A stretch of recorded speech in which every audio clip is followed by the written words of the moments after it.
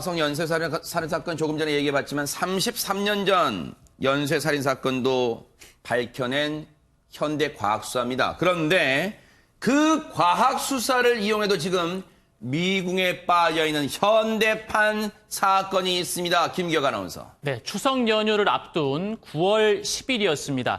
인천시 강화군의 한 섬마을에서 80대 노인이 숨진 채 발견이 됐습니다. 이 84세 여성은요, 혼자 살고 있던 1층짜리 주택에서 발견이 됐는데 네. 당일 오후 점심시간이 좀 지난 오후 1시 30분쯤에 이웃 주민이 이 집을 들렀다가 발견을 하게 됐습니다. 이웃 주민은 거기 왜 들른 거예요, 그러면? 네, 이웃 주민은 사실 이제 엄마가 연락이 안 된다는 이 사망한 여성의 아들의 전화를 받고 우리 집에 좀 가봐달라. 어머니 상태 좀 확인을 해봐달라. 그런 경우 많잖아요, 저 동네에서. 예, 맞습니다. 예. 그 부탁을 받고 집에 갔는데 이제 머리에 피를 흘린 채 세상에. 쓰러져 있는 이 84세 여성을 발견하게 된 겁니다. 아니, 대체 강선우 평론가님, 대체 저 집안에서 무슨 일이 있었던 걸까요? 경찰이 이제 처음에 그 사고 현장에 갔을 때는 이게 외력에 의한 건지 아니면 사고가 나서 이렇게 쓰러진 건지 뭔가 좀 판단하기 어렵다는 판단을 처음에 내렸습니다. 그래요? 네. 근데 그 이후에 국가수가 이 지금 상처는 외력에 의한 거다라는 결론을 좀 내려준 것 같아요. 네. 그래서 이제 경찰은 그렇다면 이게 뭔가 외력에 의한 거니까 뭔가 누군가 와서 범행을 그렇게 저질렀을 가능성을 지금 놓고 아하. 용의자를 지금 추적하고 있는 그런 상황입니다. 최단비 변호사님, 외력에 의한 것이라면 말 그대로 뭔가 저 머리 부분, 머리를 뭔가 누군가가 타인이 힘을 가격해서 공격했다는 얘기잖아요, 지금. 그렇죠. 그러면 이제 가해자를 특정을 해야 되는데 이 피해자 할머니께서 사시는 지역이 좀 특이해요. 그래서 가해자를 사실은 특정하기가 굉장히 쉬운 지역입니다. 어떤 지역이냐 하면 이 피해자 할머니 같은 경우는 민간인 출입 통제선 인근 마을, 민통선이라고 부르죠. 네. 이 민통선에 거주하고 계셨어요. 그래요? 그러니까 이 마을로 들어가려면 해병대 초소를 2개를 지나야만 출입할 수 있고 아무나 평소에 출입할 수 있는 곳이 아니에요. 그리고 이곳의 마을이 7가구 10여 명만 거주하고 있는 아주 작은 마을이에요. 세상에. 그러니까는 누가 어디에서 우리 이런 말이잖아요. 저 집에 숟가락 몇 개까지 있는지 맞아요. 다 아는 그런 정도의 작은 마을입니다. 그런데 여기서 이런 사건이 발생했으니 경찰이 강화서에 있는 강력팀 10명 그리고 네. 인천지방청의 강력계 형사 등 30여 명을 추가로 투입을 했는데 아직까지도 용의자를 특정할 수가 없는 거예요. 왜냐하면 그 당시에 할머니 집을 바로 비추는 CCTV가 없어요. 그래서 근처에 있는 자택 반경 3km 범위 안에 있는 CCTV를 모두 분석을 해봤는데 용의자로 추정할 만한 인물이 없는 거예요. 네. 여기에다가 할머니와 혹시 원한 관계에 있는 인물들이 있는가 추가로 확인 중이긴 하지만 아직까지도 특정인을 용의자로 특정하지 못하고 있는 상황입니다. 이게 진짜 미스터리합니다. 강화도의 최북단, 아까 지도 보셨죠? 최북단에 있는 조그만 마을이래요. 7가구 10분 정도 거주하는 마을인데, 그런데요, 이게 지난달 10일에 있었던 사건인데 오윤성 교수님 지금까지 용의자를 특정하지 못한다? 이게 선뜻 이해는 되지 않습니다.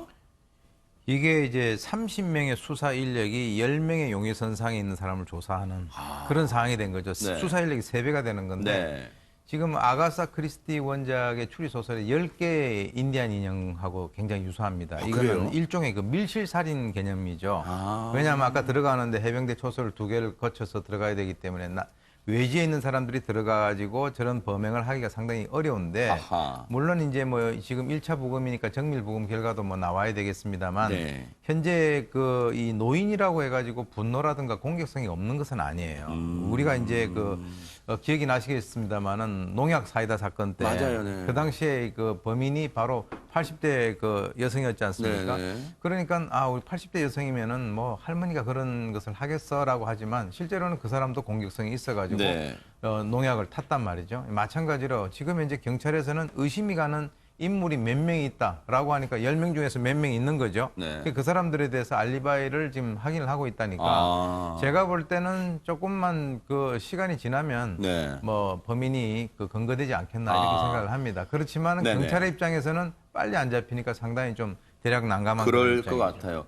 혹시요, 김남국 변호사님, 물론 국과수를 이제 아마 시청자분들도 많이들 신뢰를 하시겠습니다만 머리에 있는 상처가 외력에 의한 것이라는 게 꼭 외부인의 침입과 공격에 의한 것인지 아니면 글쎄요 어떤 발을 헛디딘다거나 해서 실수로 넘어져 생긴 그런 상실수는 없는 건지 그런 궁금증도 가지신 분 계실 것 같습니다. 네, 1차 부검 결과와 정밀 이 부검 결과가 좀 달라질 수도 있는데요.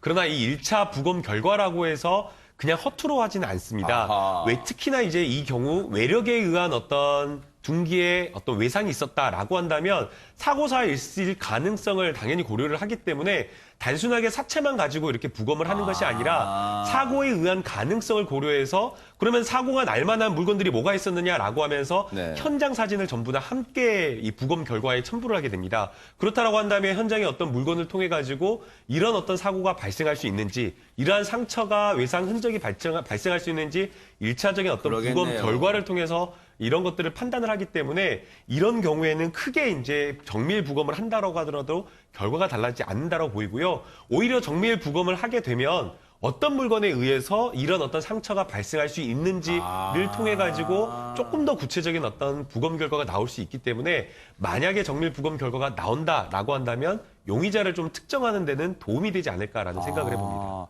그런데 어쨌든 이런 흉악 사건이 벌어지다 보니까요. 이 조그만 마을이 지금 민심이 흉흉하고 쑥대밭이 됐을 것 같아요. 그렇죠. 지금 7가구 10여 명이 사는 마을인데다가 아무나 또 들어갈 수 없는 마을이니까 네. 마을 주민분들은 항상 우리는 안전하다라고 생각을 했을 거예요. 그리고 또 이웃사촌이라는 말처럼 우리는 그러니까요. 정말 서로 믿고 살고 있는 집이다라고 생각을 했을 텐데 지금 이번에 이런 살인사건이 일어나서 112 순찰차와 형사들 30여 명이 이 마을에 왔다 갔다 하니 그 안에 있는 분들이 정말 불안하고 그러겠네요. 당혹스럽다라는 것을 느낄 수밖에 없는 상황이라 빨리 해결이 되기를 바랍니다. 그러니까요.